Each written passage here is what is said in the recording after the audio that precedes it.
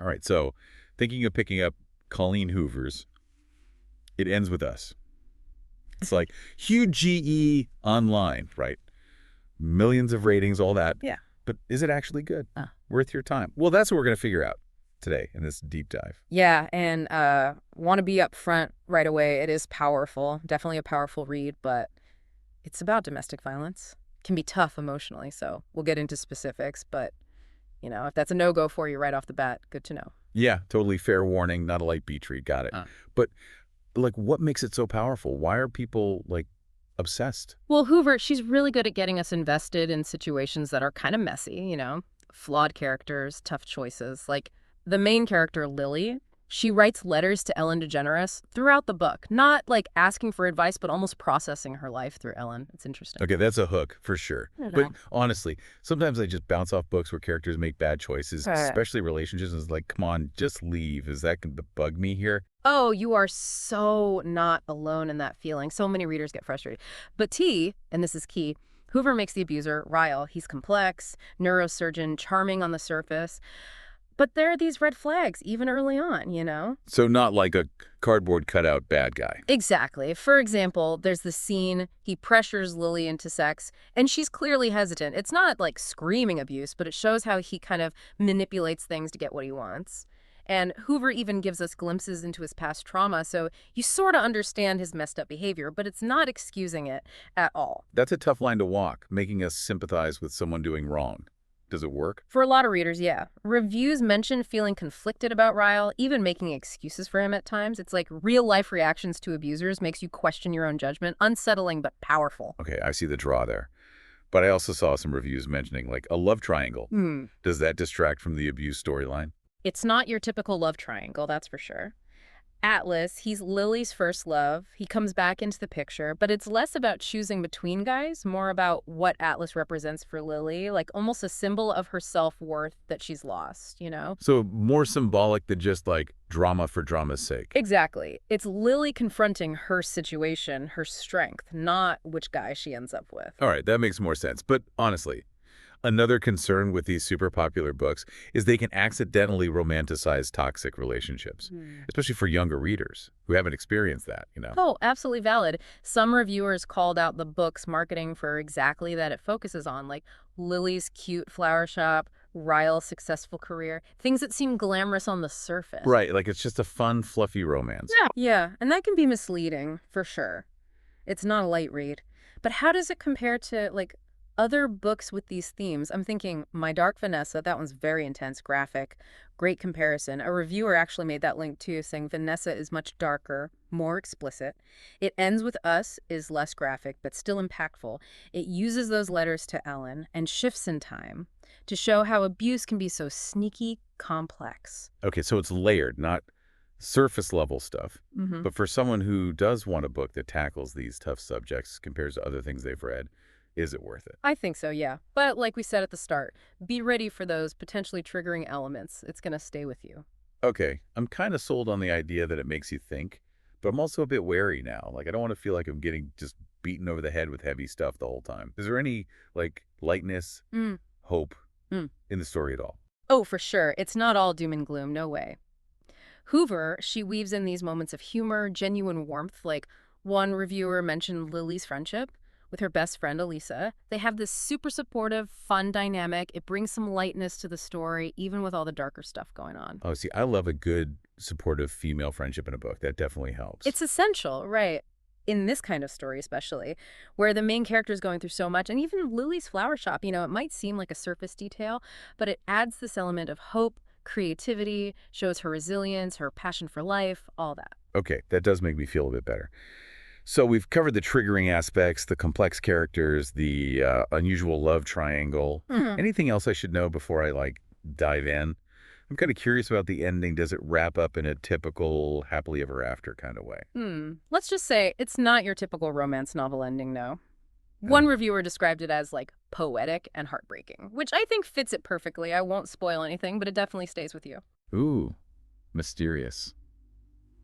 I do love an ending that makes me think. You'll get that with this one, for sure. And I think it reinforces the book's message, which is that, breaking the cycle of abuse, it's a journey.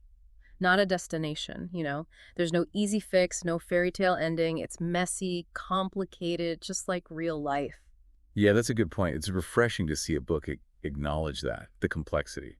And Hoover actually addresses that directly in her author's note. I highly recommend reading that after you finish the story. Oh, right. That's where she talks about her personal connection to the story, right? Exactly. Yeah. She reveals the book is inspired by her own mother's experience with domestic abuse. Knowing that, it just adds another layer, depth, and understanding to the whole thing. It's clear the story comes from a place of personal truth. Wow. Yeah, I can see why that would make it even more powerful. Okay, so you've given me a lot to think about. Final verdict time is it ends with us, a must-read for, like, everyone. I wouldn't go that far, no. Like we've discussed, it's not for everyone, deals with some heavy themes, can be emotionally challenging. But if you're looking for a book that will stay with you, make you think critically about relationships, maybe spark some important conversations, then yeah, I think it's worth your time. Solid advice. But I am curious, like, how does this compare to Hoover's other books? She's written so many, they're everywhere. It is interesting to consider. It ends with us in the context of her other work, for sure. She's known for romances, right?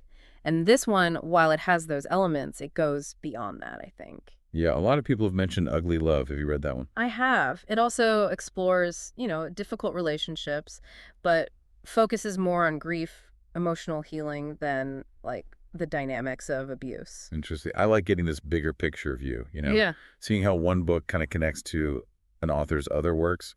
totally.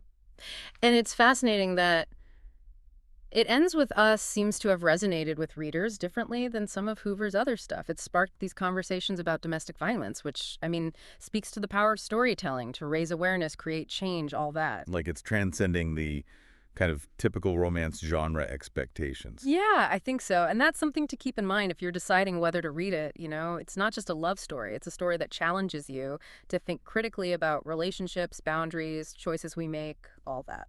Well said. So anyone still on the fence about this book, what's your final piece of advice? Go in with an open mind, I'd say. Willingness to engage with those difficult themes. Be prepared for an emotional roller coaster. It's a ride worth taking, but, not always an easy one. Great advice. And just a reminder to everyone listening, if anything in the book brings up, difficult emotions, reach out for help. You are not alone. Absolutely. And it's incredible, that It Ends With Us is encouraging these conversations, prompting people to seek support. Okay, so as we wrap up this deep dive, I'm left with one final thought. The title, It Ends With Us, right? But what about the ripple effects of abuse?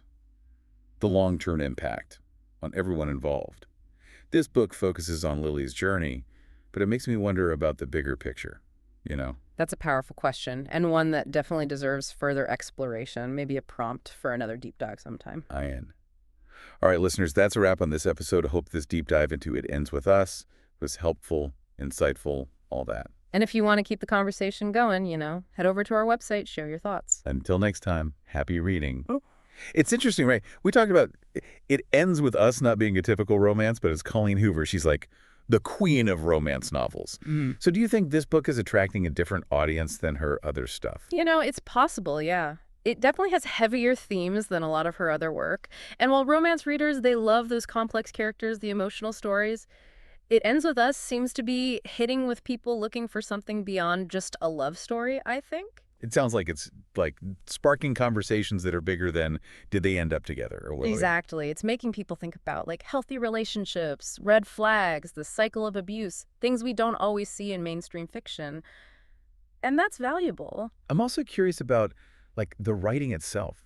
Does Hoover's style in this book stand out in any way? One thing I found effective was those letters to Ellen, remember? It creates this really intimate feeling, almost like voyeuristic. We're peeking into Lily's thoughts. And it lets Hoover jump back and forth in time, showing how Lily's past shapes her present really well. So the format itself, it like enhances the story. Absolutely. And I think that's part of why it's so gripping. Not just the story, but how it's told, Hoover's writing is engaging, easy to read, which makes those heavy themes hit even harder. Okay, so for anyone still on the fence about reading It Ends With Us, what would you say to like convince them to give it a try? I'd say, if you want a book that'll challenge you, make you feel deeply, and stick with you long after you're done, this is it. It's not light, but it's powerful, important. Well said. And for our listeners who are interested in learning more about, the cycle of abuse, support resources, we'll have links in the show notes. Great idea. It's important to remember that no one is alone in this. Absolutely. So we've unpacked the plot, the characters, those deeper themes of it ends with us. I think we've given our listeners a good sense of what to expect. And hopefully help them decide if it's the right book for them, right? Exactly. Because at the end of the day, that's what the deep dive is all about, helping you make choices about what to read, watch, experience, all that. And have some fun along the way, right? Always. Until our next deep dive, everyone, happy reading.